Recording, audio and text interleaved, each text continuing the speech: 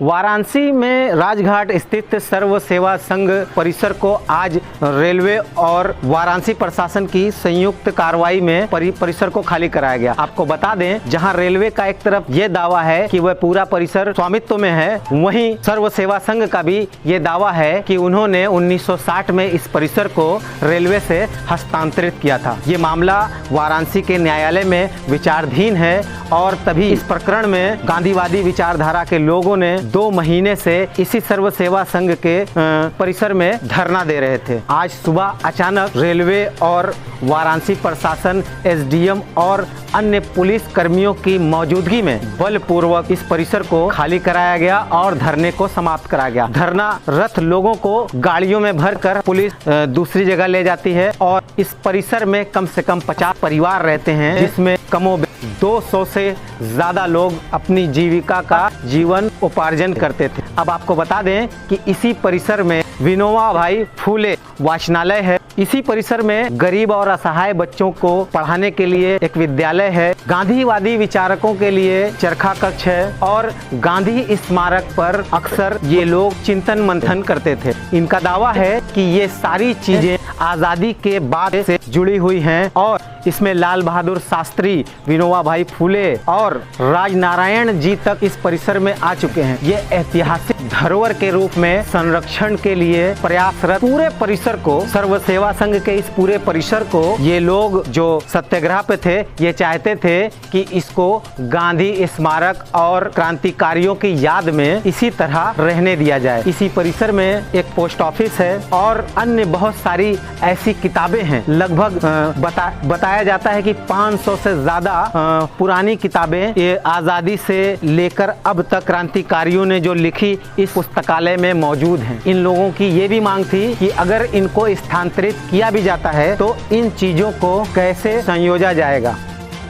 पुरखों ने साधना केंद्र के रूप में चिन्हित किया है।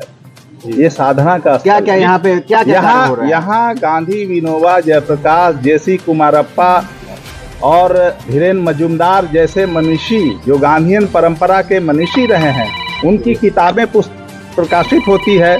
रेलवे के स्टॉलों, रेलवे में हमारे सर्वोदय बुक स्टॉल हैं और हम लोग पिछले 60-65 सालों से पूरे देश में जिसे सकारात्मक साहित्य की बात किया जाता है, नैतिक साहित्य के रूप में चिन्हित किया जाता है, उसे हम यहाँ से प्रकाशित करते हैं और वितरित करते हैं।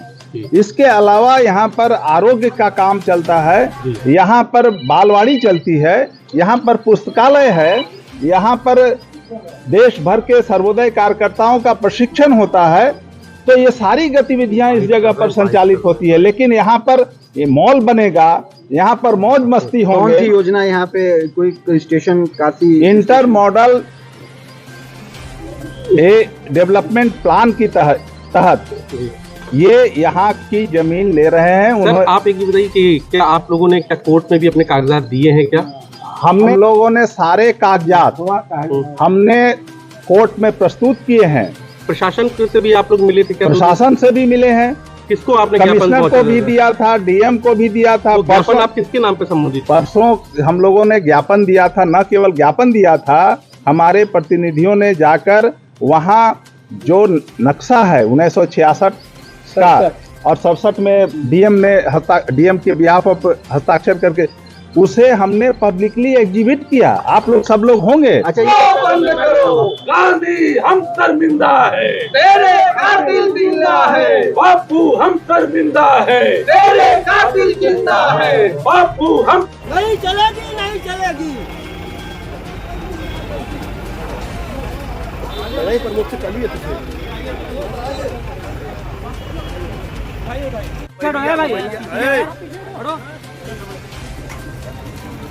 ये प्रकाशन केंद्र है। यहाँ गांधी विचारों की, विनोबा भाई विचारों को, आज़ादी के आंदोलन के मूल्य की, जयप्रकाश जी के बारे में किताबें बनती हैं। बेहतर इंसानों को बनाने का एक बड़ा सेंटर है, वाचनालय है। दुनिया भर के लोग आते हैं जिन्हें गांधी विचारों से ट्रेनिंग किया जाता है। हमारे पास 5 लाख से ज़्यादा पुस्तकें हैं जो इन्हीं मूल्यों की हैं, जिनको हम पूरी दुनिया में पहुंचाते रहते हैं। और ये कोई भवन नहीं है, ये कोई साधारण सा की ज़मीन नहीं है, ये तपोस्थली है, विचारों की तपोस्थली है। आज इसे सरकार जो है नष्ट कर देना चाहती है, क्योंकि सरकार गांधी के विचारों से संबंधित जितनी संस्थाएं हैं देश में, मुल्क में, उसकी दुश्मन है।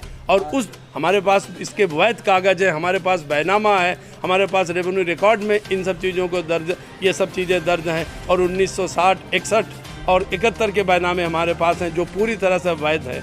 असंवैधानिक तरीके से हमें यहाँ से बेदखल किया जा रहा है, हमारे भवनों पर कब्जा किया जा रहा है, हमारे इन गांधी मूल्यों को क्षति पहुँचाने की कोशिश की जा रही है। कितने परिवार इसमें 20 परिवार रहते हैं, 20 से ज़्यादा परिवार रहते हैं। और जो गांधी और विनोबा के विचारों को जो है देश भर में फैलाने की कोशिश कर, उन्होंने अपना पूरा जीवन होम कर दिया, पूरा जीवन इन्हीं विचारों के लिए लगा दिया। आज उन्हें आप जो है जबरन खाली कराने की कोशिश कर रहे हैं। ये बातें जो हैं वो कार्रवाई कितने बजे से चल रही है? ये सवेरे लोगों को जो है यहाँ पर सवेरे 6:30, 7 बजे से पुलिस आ गई है और उसने सभी से ये कार्रवाई शुरू कर दी है। देखिए गेट बंद कर दिया गया, लोगों को घुसने नहीं दिया जा रहा है।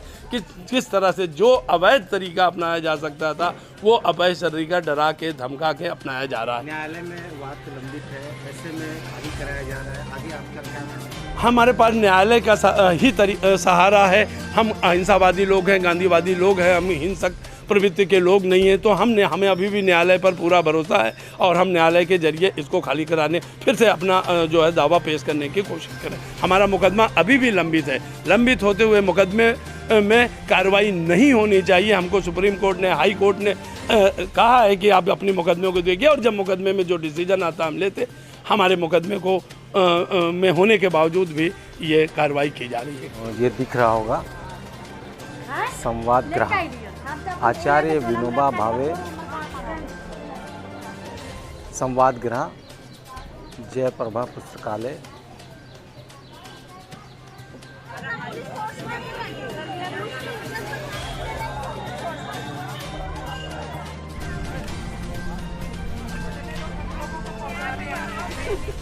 ले जाते हैं, लग रहा है ना, बारूद लिए हैं और इन लोगों को जो है आतंकवादी हैं हम लोग।